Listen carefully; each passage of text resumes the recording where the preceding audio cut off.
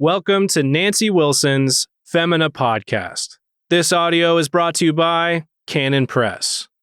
I wanted to let you know that the Canon Christmas sale that was going through to today, which is Friday, December 4th, has now been extended through the weekend. So all the way through Sunday, December 6th at midnight, the Canon Press Christmas sale is still going. So 20% off almost everything. It includes all of Nancy's books, including Nancy's daughters, Rachel Jankovic and Rebecca Merkel's books as well. So please go take advantage of that. Get those Christmas presents underneath the tree in plenty of time. Find all of that at canonpress.com. Welcome to the Femina Podcast. This is Nancy Wilson. Thank you for joining me. So last week, I talked about raising kids to have fat souls. And I'm going to continue this theme a little further this week and talk about ways to establish a family culture. And last week, I talked a little bit about disciplining the kids. And of course, part of the family culture is what happens when someone disobeys. And so our family has plenty of great stories about spankings, because they deserve them, they got them. And I remember distinctly one time giving someone some swats and thinking, I'm glorifying God. And I was doing what I was supposed to do. So part of family culture is when you have a culture of faithful discipline that is done cheerfully and done in a righteous way. And of course, another huge part of family culture is seeking forgiveness and extending forgiveness. That in our house, the standard is that we all are to be in fellowship with one another all the time. And when the fellowship is broken, we take the time to put it right now. So that's why I said last week, Mom, you have to discipline yourself first. And if you are too eager to discipline the kids because you're angry, then you're not qualified to discipline anybody, and you need to get your own heart right first. So discipline should be part of a family culture because when it's done justly and kindly and not impatiently or ever with anger, and there's always restoration and forgiveness at the end, then that is part of the good culture in your home, that sin doesn't fester and bad attitudes aren't allowed to accumulate. So we ought to be very deliberate about what we're trying to build, what we're trying to cultivate in our homes, and not just let it happen haphazardly, but to be very thoughtful about it. A couple weeks ago, I talked about the centrality of worship, and so that should be understood also as the central foundation of our life and our homes. So our homes should be the kind of place that prepares our children to be faithful worshipers. We're all going to church together. We're all going to take the Lord's Supper together and sing together. We're in fellowship with one another. And so we present ourselves to God and we praise Him together. So our family life is centered around Christ. And that means it's centered around all He calls us to do. That's why I can say discipline is part of that. Worship is obviously a big part of that. And so we want to cultivate a family culture that is built on that foundation. So what are some of the other things you can do? I guess some of the secondary things in building a godly family culture. And every family is so different. Of course, you have different gifts and opportunities and resources and different children, different parents. So everyone has a different family culture. The one thing we don't want is a family culture where the kids look back and say, yeah, family culture where dad got angry, where we had to walk on eggshells around mom, where we never knew if we were going to be in trouble for nothing. That's a tragic, terrible family culture. So that's why it's important to start out with forgiveness and Bible reading and worship and so forth. So in building a family culture, one of the important things is going to be loyalty. Your children want to understand and know rock solid that you are loyal to your husband and he's loyal to you, that we are loyal to our children. And that means we don't divide them. We don't pit them one against the other. We don't compare one child to another. We don't make fun of our children or share their faults or their failures with other people outside the family. We just don't do that. We are loyal. We treat them with respect and kindness. And so that is a really important thing where your children feel secure, they feel loved, they know who they are, they know who they belong to, and they are happy to be there. So if you are reinforcing each one of your children and bestowing your favor and love in each and every one of them, then that builds loyalty. They're not going to be running you down to their friends or running their sister down, etc. And so that's what we taught our children. You will not share things that happen. If one of the kids gets in trouble, you don't tell your friends about it.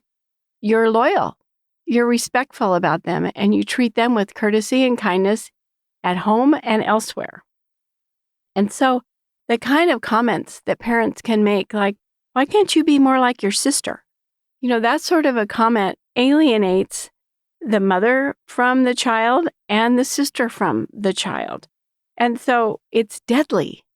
So family loyalty is a beautiful thing, and it's something we should cultivate and teach our children how to be loyal to one another and to God, obviously, first. Second, I would say, of course, cultivate your children's imaginations as well as your own. Why do I say that? Because our home should be full of joy and enthusiasm about life. And it should be a home where a lot of things are going on all the time. And that your children are encouraged to use their imagination, and you're busy feeding their imaginations. At our house, most every night when the kids were little, Doug would read to them after dinner. And he read Narnia to them, I have no idea how many times. And they would listen intently, even when they were so little. They may not have known everything that was going on. He read The Lord of the Rings through a few times. They just loved it. They looked forward to it. It was with such an eagerness, and he would read them these stories, and sometimes until he was hoarse, because they would be, please, one more chapter. So our family culture really had a lot of books involved in it, and poetry, funny stories, short stories, a lot of P.G. Wodehouse, just a lot of reading out loud. And even when they were older, when they had a big group of friends over, sometimes Doug would read them a P.G. Wodehouse story or others. Books stimulate your children's imaginations, as well as just teaching them about life, obviously, and taking them to other worlds. And I think that it affects how they play. And when they're young enough that they're out playing, this is just great. The books give them food for thought. And then out they are building forts and inventing games and playing together, which is so healthy, and playing with the neighbor kids or whatever. Our children, I found out, were playing a game. We had some big trees, and they'd climb up in the trees, and they were so busy they could play out in the backyard for a long time. But I found out they were making up a game that had to do with missionaries and cannibals. And so when I did find out about it, I remember one time we were having company with kids, and I was like, maybe let's not do the missionary cannibal one tonight. Let's just save that for when it's just you guys. But I'm sure that came from the Jungle Doctor books, because these are missionary stories from Dr. Paul White. He was a missionary doctor. So he wrote a whole series of books for kids called The Jungle Doctor. And I'm sure that's why they were playing missionaries and cannibals. And I still don't know all the games they were playing out there, but give them lots of opportunities to play and build and get dirty. Let them be involved in what you're doing also inside. It's things like the little kid who gets to help you with the bread. I mean, Rachel, my daughter, is a great bread baker. And it all started when I'd be baking bread and the other two were at school. and I would give her some of the dough to make her baby loaf, we called it. And I had a little tiny pan for her. She would shape her loaf. And, she just enjoyed that, kneading the dough and rolling it out and getting it all in the pan. And she was just a squirt. So when we are doing things like that, we're bestowing on our children. It's like, I get to help. I get to make some bread. I get to add the chocolate chips. I get to help Dad stack the wood. These are ways we bestow on our children, and we give them opportunities to love being part of what we're doing, part of the work, part of the joy. The next thing is Sabbath dinner. And I wish we had celebrated Sabbath dinner when our kids were growing up in our home, but it never occurred to us. It wasn't until they were college age that we actually started celebrating this weekly Sabbath dinner on Saturday night. But my grandchildren have experienced it since they were born because we had to keep getting high chairs, booster chairs, putting more leaves in the table. I would sprinkle candy down the middle of the table. I would get them fun dishes and cups. And, it was just a celebratory time every week. And of course, some were more celebratory than others. There'd be a birthday, or it's Advent, or it's some other occasion or anniversary. But that weekly gathering truly has built our culture to be what it is, our family culture. But it's also comprised of all the funny stories, the things that happened around our table. It's our people. So that's what makes your Sabbath so different from mine and makes yours so sweet for you, are the people that you're feeding every week, and the songs you're singing, and the silly stories you're telling and remembering. This year, 2020 of all years, I think it's time to go big with Christmas. Don't you agree? I mean, it's time to start getting the Advent calendars and the Advent gifts and singing Advent songs and Advent desserts and so forth and so on. I just think of all years, I think that our authorities might try to ban Christmas altogether. And all the more reason for us to go big, right? When I was a kid, we lived in Germany, and Germany is famous for their beautiful Advent calendars.